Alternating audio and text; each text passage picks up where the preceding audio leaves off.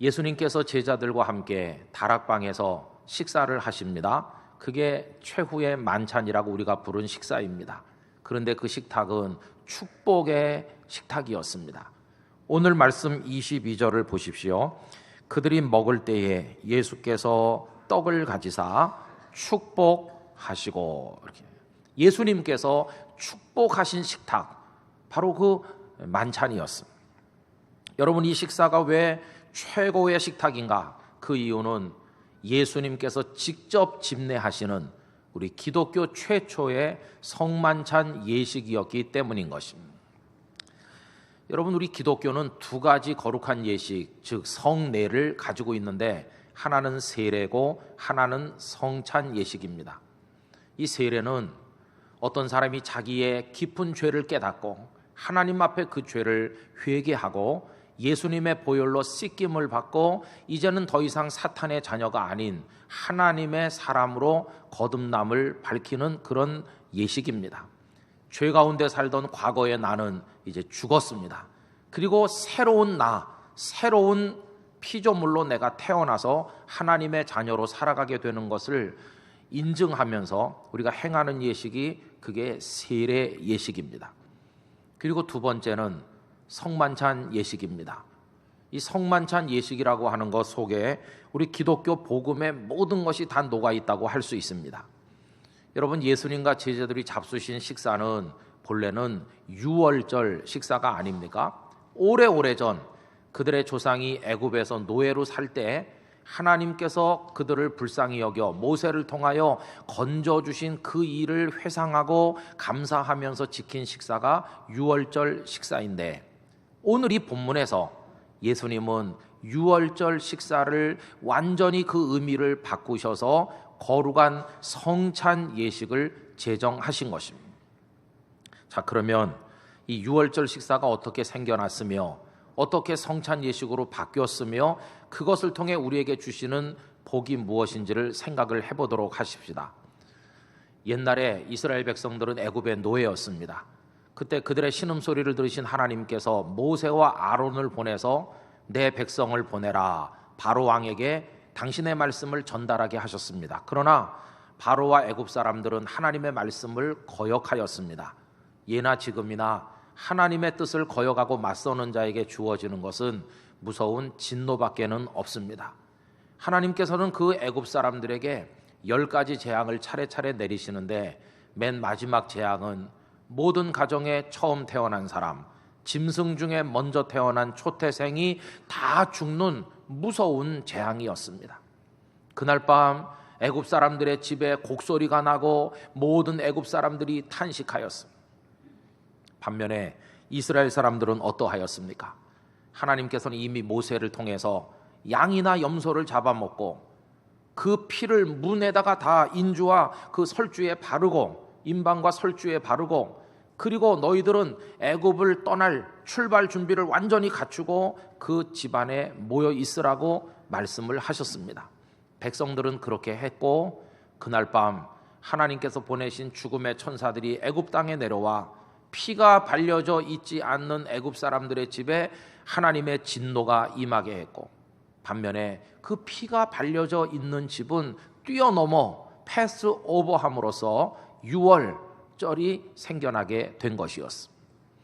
그날 애굽의 바로 왕은 자다가 일어나 모든 신하들을 모으고 이 백성들을 보내라, 이렇게 했습니다. 430년 만에 노예의 땅을 벗어나는 감격적인 순간이었습니다. 그 이후로 하나님께서는 매년 그때가 되면 유월절 식사를 나누고 절기를 지킴으로써 애굽에서 건져주신 하나님의 은혜를 잊지 말도록 말씀을 하신 것입니다. 그래서 먹는 식사가 유월절 식사입니다. 그런데 여러분, 가만히 생각해 보시길 바랍니다.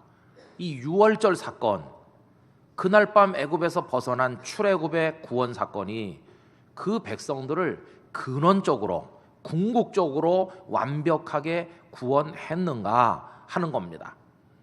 여러분, 그 유월절의 구원 사건은 완벽한 구원이 아니었습니다. 단지 애굽의 노예 상태로부터 일시적으로 벗어나는 것에 불과했습니다.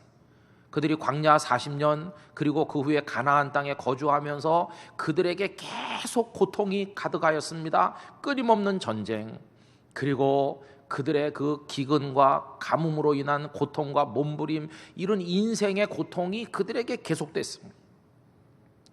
여러분, 그렇다고 한다면 근원적인 구원, 모든 인생의 고통으로부터 근원적으로 건짐을 받게 해주는 구원은 도대체 어떻게 가능한 것일까? 이런 질문이 필요한 게 아니겠습니까? 이 질문에 대한 대답은 딱 하나입니다. 인생의 고통이 오고 죽음이 엄습하게 된 근본 원인이 죄이기 때문에 그 죄를 해결하기 전에는 근원적인 구원은 없다고 하는 것입니다. 여러분, 그런데 문제가 있습니다. 그것은 우리 사람은 아무리 노력을 해도 우리 스스로의 죄를 해결할 수는 없다는 것입니다. 어떤 이들은 죄를 만회해보기 위해 선행을 행하기도 했습니다. 어떤 이들은 깊은 산이나 사막에 들어가 은거하면서 금욕 생활을 하기도 했습니다. 어떤 사람은 돌을 닦기 위해 노력을 하기도 했습니다. 그러나 이것이 그 죄를 해결해 준 것은 아니요, 단지 그래도 나는 노력하고 있다는 자기 만족을 조금 주는 것에 불과하였습니다. 그래서 그 누구도 우리를 멸망의 고통으로, 죽음의 고통으로 끌고 들어가는 이 죄를 해결하는 사람은 전혀 없었습니다. 이런 불쌍한 우리를 위하여 하늘의 하나님 아버지께서 특별한 구원의 방법을 내셨는데, 그 구원의 방법은 다름 아닌 우리 구주 예수 그리스도이셨습니다. 하나님께서는 독생자 예수님을 세상에 보내셨습니다. 그 예수님께서는 우리의 구주 메시아로 이 땅에 오셔서 우리가 짊어지고 있는 죄악의 짐을 모두 거두어 당신의 두 어깨에 짊어지셨습니다. 그래서 세례 요한은 보라, 세상 죄를 지고 가는 하나님의 어린 양이라고 이야기한 것입니다. 예수님은 그 짐을 짊어지시고 우리가 매달렸어야 될 십자가를 당신께서 지심으로 그 몸을 다 찢겨주시고 피를 쏟아주셨습니다. 어떻게 하셨나요? 예수님은 끌려가셔서 온갖 멸시천대 받으시고 채찍으로 계속 맞아 살이 다 찢어지고 터지고 피투성이가 됐습니다. 살이 찢겨진 것입니다. 그리고 이만한 가시로 엮은 면류관을 꽉 눌러 씌웠기 때문에 머리와 이마에 살이 다 찢어지고 피가 눈으로 흘러내리면서 고통받으셨습니다. 그리고 이만한 못을 두 손과 두 발에 사정없이 때려 박아 못에 박히니 그 살이 찢어졌습니다. 그리고 큰 창으로 옆구리를 찌르니 그 속에서 피와 물이 다 쏟아져 내렸습니다. 이것이 찢겨진 예수님의 몸이요, 흘리신 예수님의 피인 것입니다. 누구를 위해서? 저와 여러분을 위한 것이었습니다. 이래서 예수님은 우리를 위해 죽으신 것입니다. 오래오래전에 그 출애굽의 밤에 양이 죽어 그 피가 문 임방과 설주에 발려짐으로 그 안에 있는 사람이 살았었습니다. 사람 대신 죽은 양이 있었던 것처럼 오늘에 와서 예수님께서는 우리를 위해 대신 죽으신 영원한 유월절 양이 되신 것입니다. 그로 인하여 우리가 구원을 얻었습니다. 여러분, 이 엄청난 이야기를 그 이전에는 예수님께서 말씀하지 않으시다가 이 유월절 식사 자리에서 제자들에게 처음으로 분명하게 말씀을 하셨습니다.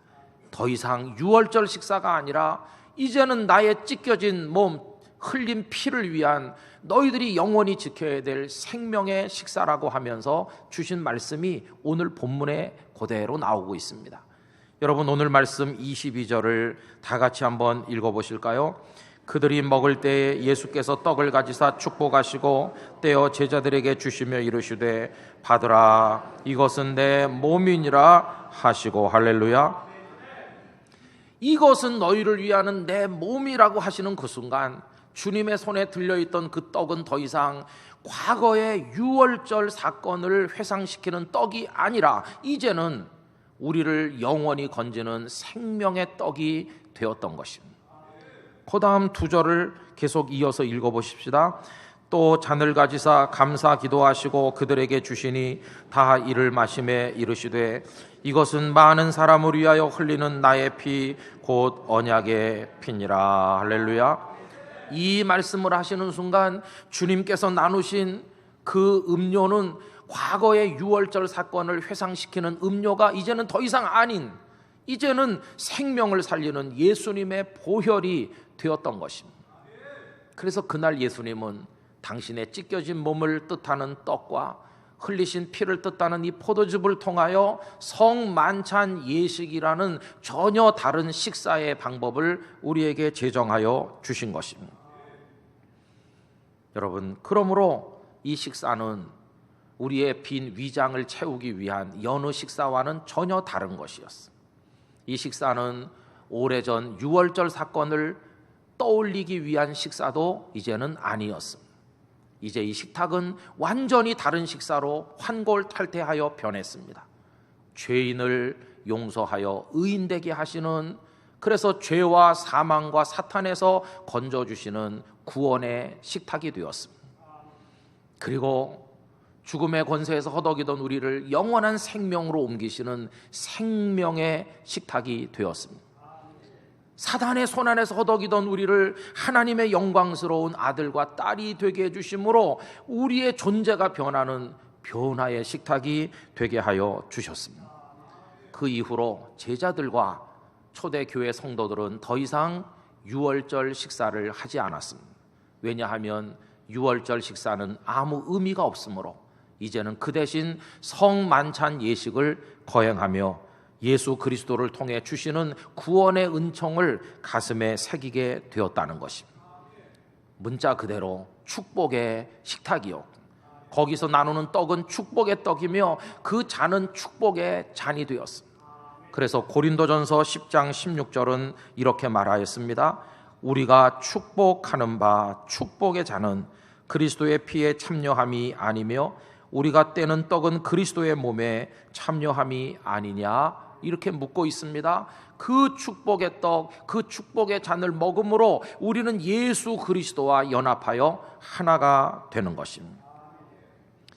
여러분, 예수님께서 이렇게 당신의 찢겨진 몸과 흘리신 피를 떡처럼 음료처럼 우리에게 주시고 우리가 받아 먹음으로 우리가 누리는 이 생명의 복이 얼마나 큰지를 요한복음 6장에서 여러 가지로 이미 말씀하셨습니다. 그 중에 몇 절을 우리가 합독하여 확인해 보기를 원합니다. 요한복음 6장 35절입니다. 다 같이요. 예수께서 이르시되 나는 생명의 떡이니 내게 오는 자는 결코 줄이지 아니할 터이고 터이요 나를 믿는 자는 영원히 목마르지 아니하리라. 아멘. 요한복음 6장 53절로 57절을 이어서 읽습니다. 예수께서 이르시되 내가 진실로 진실로 너희에게 이르노니 인자의 살을 먹지 아니하고 인자의 피를 마시지 아니하면 너희 속에 성령이 없느니라. 내 살을 먹고 내 피를 마시는 자는 영생을 가졌고 마지막 날에 내가 그를 다시 살리리니 내 살은 참된 양식이요 내 피는 참된 음료로다.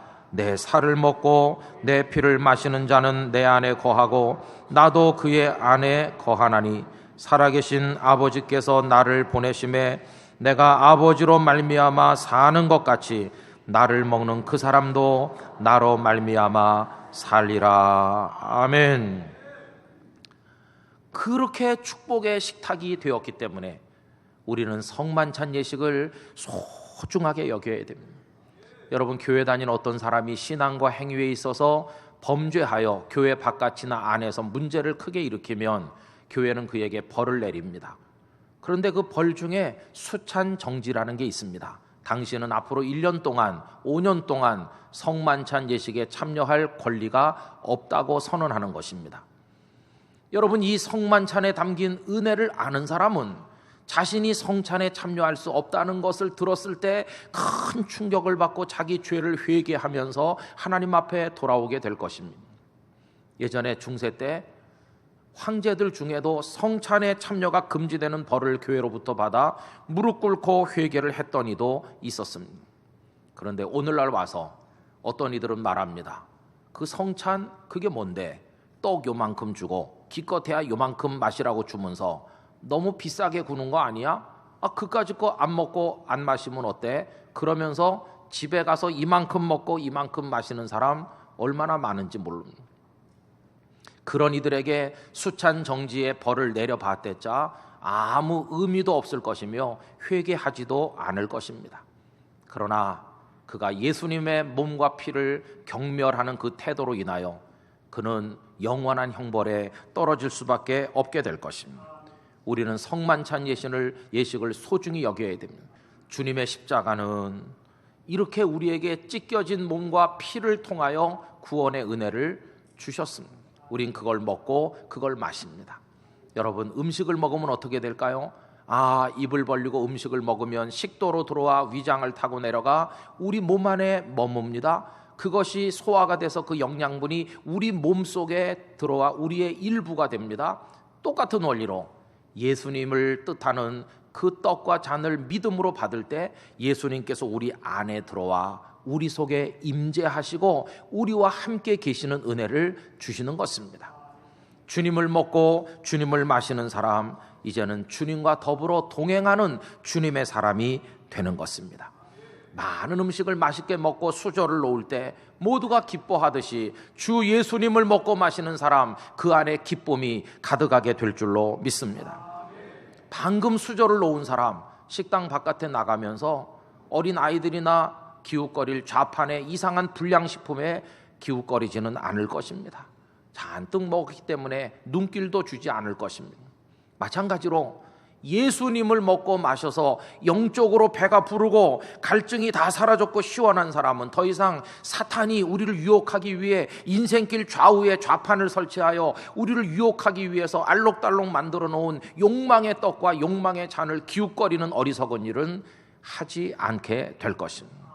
이제는 주님 한 분만으로 만족하고 주님으로 인하여 기뻐하고 주님으로 배불렀고 주님으로 시원함으로 인하여 사탄이 우리 앞에 내미는 그런 독성 가득한 불량 음식을 쳐다보지도 않는 사람이 될 것입니다.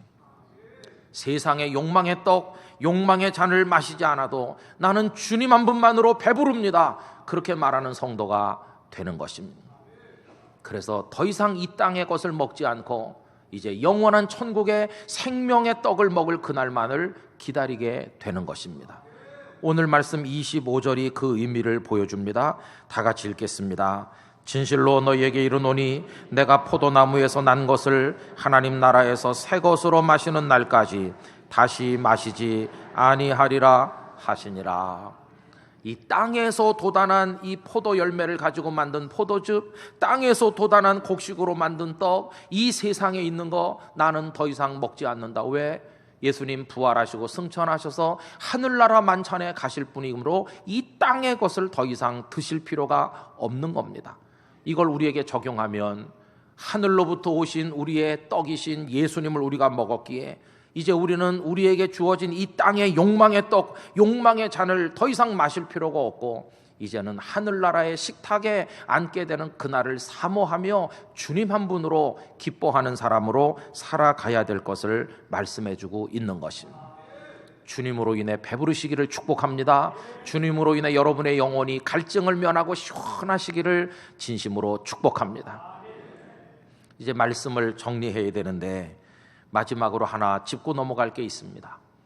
그것은 떡을 떼실 때는 축복하신 예수님, 여기 잔을 나누실 때는 감사 기도를 하셨다, 이렇게 표현이 다르다는 것입니다. 23절 다 같이 읽겠습니다. 또 잔을 가지사 감사 기도하시고 그들에게 주시니 다 이를 마시매. 감사 기도를 하셨다, 이렇게 번역된 헬라어 단어는 유카리스테오라고 하는 것입니다. 이 유카리스테오로부터 유카리스트라는 말이 생겼는데 이 유카리스트는 성만찬이란 뜻입니다. 감사의 기도, 무슨 뜻일까요? 이제 이 성만찬은 축복의 식탁인과 동시에 감사가 없이는 참여할 수 없는 식탁이 되었다는 것입니다. 여러분, 우리가 이 식탁에 대해서 왜 감사해야 될까? 너무도 당연하죠. 주님이 축복하신 식탁에 앉게 됐으니 감사하고 그것이 나에게 주시는 영원한 생명, 구원의 은혜를 생각하니 또 감사하고, 우린 감사하고 또 감사하고, 주님의 십자가를 볼 때마다 또 감사하면서 그 식탁에 참여해야 될 것입니다. 그런데 이상한 게 있어요. 그게 뭐냐 하면, 이 상황에서 예수님은 왜 감사 기도를 드리시는가 하는 것입니다. 지금 잔을 주시며 감사 기도하셨다. 여러분, 예수님은 조금 있으면 겟세마네 동산에서 잡히실 겁니다. 끌려다니며 온갖 모욕과 멸시천대 얻어맞으시고 고통받으시다가 재판 받으시고 내일 오전 9시에 못 박혀 십자가에 매달리고 피 흘리고 고통받다가 오후 3시에 숨이 끊어지실 예수님이신, 죽음이 앞에 왔는데 무슨 감사 기도를 드리시는 것일까? 우리야 당연히 감사하는 게 맞지만 여기 이 예수님의 감사는 무슨 감사일 것인가? 여러분, 바로 이 예수님의 감사 속에 우리 기독교 사랑의 모든 게 들어있고 주님이 우리를 얼마나 사랑하시는지가 그대로 녹아 있음을 알아야 됩니다. 예수님의 감사는 내가 너희들을 구원할 수 있어서 감사하다. 내가 너희들을 위해 몸을 찢어줄 수 있어서 감사하다. 내가 너희들을 위해 피 흘려줄 수 있어서 감사하다. 그 감사였습니다. 여러분, 사랑받았기에 하는 감사가 아닌 사랑을 죽음으로써 베푸시는 분의 감사입니다. 선물 받았기 때문에 하는 감사가 아닌 다 베풀고 주시는 분의 감사입니다. 이 예수님의 감사는 세상에 존재하는 모든 감사 중에 가장 거룩하고 가장 아름다운 최고의 감사입니다. 예수님께서 그런 감사를 하셨다면 이제는 우리 차례입니다. 그 마음을 우리에게 쏟아주시고 그 마음으로 주신 십자가의 은혜를 우리가 얻었다면 오늘 여기 살고 있는 나는 무엇으로 어떻게 내 감사를 드릴 것인가? 여러분, 우리 모두 우리를 구원하신 하나님 아버지, 독생자 이 땅에 보내신 그 성부 하나님, 그리고 이 땅에 오셔서 그 십자가의 모든 걸 담당하신 성자 예수 그리스도, 그 복음의 은혜를 우리에게 깨닫게 하시고 믿어 구원받게 하신 성령 하나님, 이 삼위일체 하나님께 온 마음을 다해 영광과 찬송을 올리는 예배를 통하여 우리의 감사를 표현할 수 있기를 바랍니다. 여러분, 잘 예배하는 분이 되십시오. 예배를 잘 드리십시오. 그게 여러분의 감사가 되시길 바랍니다. 그리고 무엇보다 우리 주님이 가장 원하시는 거, 아직도 이 은혜를 모르는 사람들에게 그 생명의 복음을 전해서 그들도 이 만찬에 참여하게 하는 것 가장 원하시니 12월 6일 사랑하는 남편과 아내와 부모와 처자 형제들 다 주께 모시고 오는 이 일을 위해 최선을 다하심으로 여러분의 감사를 표현하게 되시기를 바라는 것입니다. 주님의 그 감사는 놀랍습니다. 그리고 집 나간 탕자가 아버지 돈을 창녀들과 다 날려버리고 빈털터리 돼지가 먹는 쥐염열매도 없어서 못 먹다가 악취를 풍기며 돌아왔는데 아버지가 맨발로 뛰어나가 내 아들 그러면서 확 끌어안고 고마워, 돌아와줘서 고마워라고 말할 때 그 아버지의 감사, 그게 뭘까요?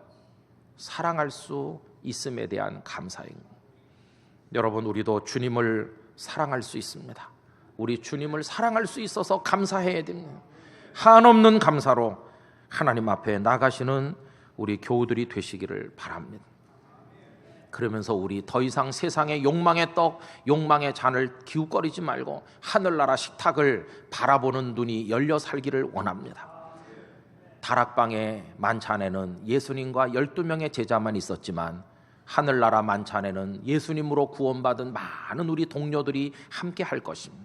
그런데 다락방의 만찬에는 가짜인 가련 유다도 앉아 있을 수 있었던 만찬인 반면 하늘나라 그 식탁은 정말 주님의 은혜에 감사하는 구원받은 진짜 그리스도인들만 앉게 될 것이므로 가짜는 그 자리에 앉을 자격이 근원적으로 주어지지 않을 것입니다. 저는 땅끝교회 성도들이 다 주님의 거룩하신 십자가의 은혜를 깨닫는 참 그리스도인들이 되셔서 단 한 명의 낙오자도 없이 그 식탁에서 만나게 되기를 원합니다.